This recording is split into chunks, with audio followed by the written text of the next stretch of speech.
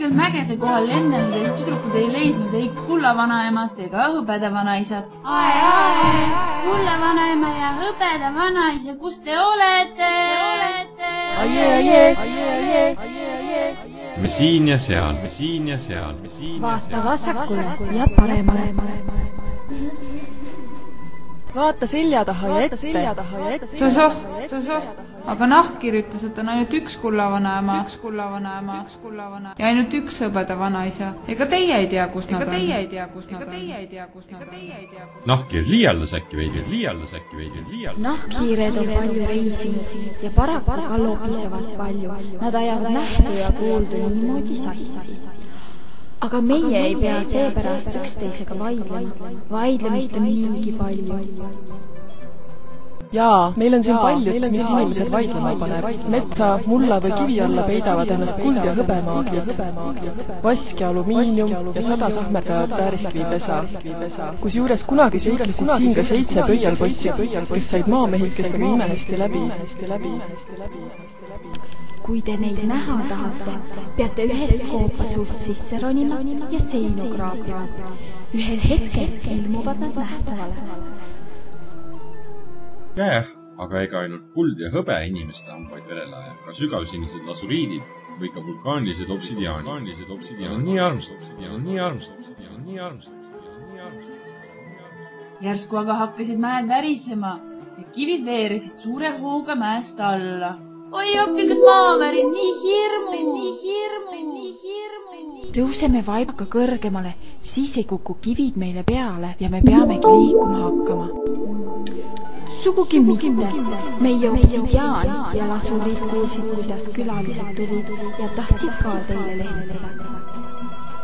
Vaat kui ormsad siiruviirulised, kullakarvalised, sügavsinised ja rohelised kivimehekesed hüppavad ja lehvitavad. Head aega. Ilm oli suve ja nimetusi ja mälestusi. Uuesti oli vaja ületada 7 maad ja 7 merd, sest lapsed pidid koju jõudma. Sinne teekonnale jäid mäed ja mere, järved ja suured metsad ja orud, kõrgused ja langused. Alles hilja õhtul leidsid nad ennast raamatute tagant kodus. Marta ja Astra, mul oli nii tore teie seltskonna. Kas ma võiksin veel teie juurde jääda? Teie saaksite mind mängima õppida ja mina ei peaks siis kohe vaibaga tagasi lendama? Muidugi, ma lippan nüüd ruttu koju, muidu hakkavad vanemad minu pärast muretsema. Head aega! Olin murest murtud. Kuhu sa küll kadusid? Vaatasin, et raamat oli põrandal maas, aga sind ei õues ega ka kapis ega ka voodi all.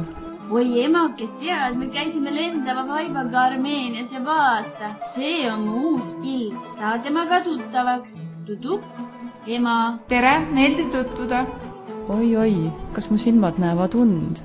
Pill ju räägib.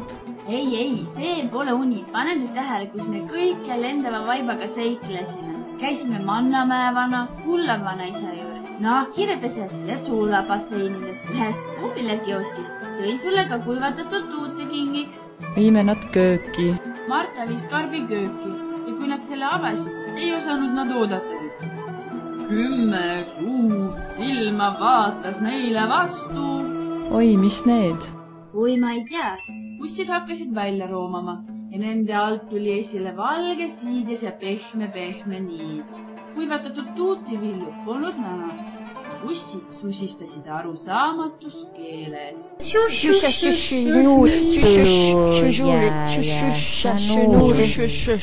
Selgines ja lõpp eesti keele sarnaseks sai. Tõesti, kus me oleme? Eestis, aga mis sai nendest kuivatatud viljadest? Me pidime miskit sööma vahepeal ja need toidust sai see valge siin. Kas te olete siidiussid? Peaaegu. Teate, me meisterdame teile pesa, kus te saate end mugavalt sisse seada. Ja Marta, sa said vist endale nüüd uued sõbrad. Kui siidiusid endagi selle vastu pole, siis ma tutvustaksin neile hea meelega meie linna. Mul on nii uudis, simulik, kuhu sa meid tahad viia? Kas teil on siin mulda ka? On ja palju, aga kõigepealt alustame ehk Vabaõhumuuseumist, siis läheme Paepealsele, Liivaranda, Rappa ja ka metsa. Ma vaatan, ehk leian mõne kapsaussi ka teile kaasa, kes saaks neile kohalikke mänge ja kombeid õpetada.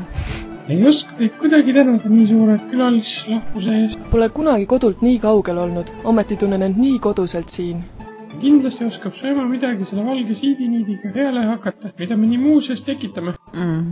Teen sellest teile siidikindad ja sallid, sest muidu veel külmetate ja jääte haigeks.